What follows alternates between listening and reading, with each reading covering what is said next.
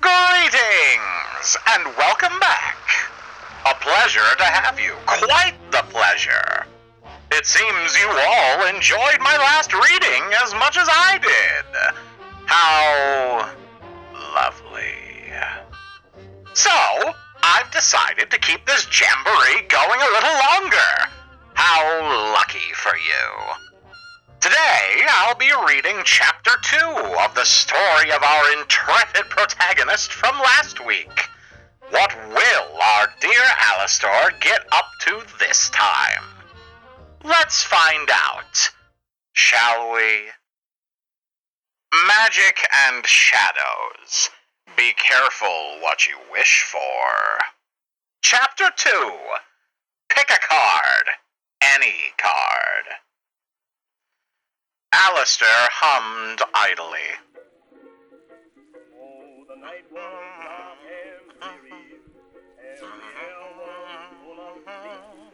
He poured a handful of black peppercorns into his hand from a small pouch and vigorously rubbed them over the flensed meat. They stuck to the tacky ribs, little black balls resting next to pearly white bones and red meat. The stars gradually made their appearance for the night. In the faint light of the twinkling stars, a fragment of his shadow rested on an upturned mangrove root. It was a small, warped mound of shadow, only a foot tall at best, with a gash where the eyes should be. Two black hands patted frantically at its face and body before it stilled, and focused on the man singing while he worked. Alastor carefully placed the last of the processed human flesh into an oiled canvas bag. He set the heavy bag into his rickety flat-bottom boat. It landed with a hearty thud and made the boat sway slightly in the shallow water. Might as well take the drakes too. Waste not, want not, just like my mare always said. Alastor said with a faint laugh. He slit the duck stem to stern with a deft stroke of the knife. Nothing like a bit of black pepper to keep the rotten flies away, he said. The shadowy figure stared intently at Alastor. Alastor paused and looked around. His eyes skimmed over the swamp, peering into the twisting shadows and listening to the faintest lap of the water. I could have sworn. He trailed off. After a moment, he shrugged. Must have just been the swamp puppies getting a bit eager, he said with a wry grin. Come and get it, lads! Alastor called out and kicked the pile of skin and offal into the fetid waters. Alastor tossed the gutted ducks into his boat. They landed with a feathery plap. He nimbly hopped into his small boat and pushed off from land with his oar. He sang out as he paddled away. Well, a man lay down by a sewer, and by the sewer he died, and at the coroner's request, they called it a suicide. Oh, it ain't gonna rain no more, it ain't gonna rain no more. But how in the world can the old folks tell it ain't gonna rain no more? The shadow creature, perched on the root, gave a brief distressed flail before it was dragged into the water after Alastor.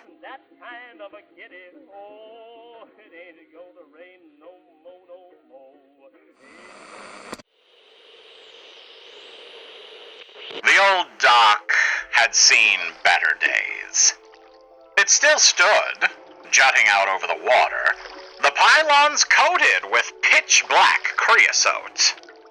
Alastor pulled alongside it quietly, like he had done so 1,000 times before. His house was a small thing, more of a cabin, set on the edge of the bayou. It was worn, but did its job. The roof shakes held a furry trim of moss, and the screen door was tethered by a small hook to keep the bugs out. A dirt road headed back to civilization. 4 poles held up an awning over the tiny driveway. A black tin Lizzie with a canvas roof, 4 thin tires, and a crank engine sat huddled under the awning. A set of straggling wires wound their way from narrow pole to narrow pole, ending at the little cabin. Alastor moored his boat, tying a coil of rope around one of the pylons. The shadow fragment huddled in the bottom of the boat, twisting around and around the canvas bag. Alastor reached for the bag. He caught a flicker of movement and felt the grin slide off his face. "What the dickens?" he said. Alastor flinched back. The shadow stilled. Alastor rubbed a hand across his face. "I must be seeing things. A hard day at work will play tricks on the mind, ha ha!" "Oh," he said. He shook his head. Alastor slung the bag over his shoulders and sprang onto the weathered dock. He flung the door open with a bang and made his way inside. "Home, sweet home," he called out and then sighed. "Lonely, as it is." A flick of a single switch dimly illuminated the inside. The shutters were open on all the windows. A heavy, humid air barely moving through the screens. A stack of clean dishes rested on the counter beside a wood stove. The air was heavy, with the scent of herbs hanging from the ceiling. There were not many knickknacks inside. A metal coffee pot perched on the stove. A single shelf held books tightly squeezed together on the wall. There was one sturdy table pushed firmly against a wall with no windows. Black cords wound down through a hole near the roof and trailed their way to the table. There sat a phonograph next to a ham radio. Underneath the table was 2 shelves filled to bursting with records. A single photograph of a woman, clad in gauzy scarves and a flowing dress, was the only piece of art visible. A deck of cards lay out on a fabric cloth. Alastor frowned. "When did I pull these out?" he asked.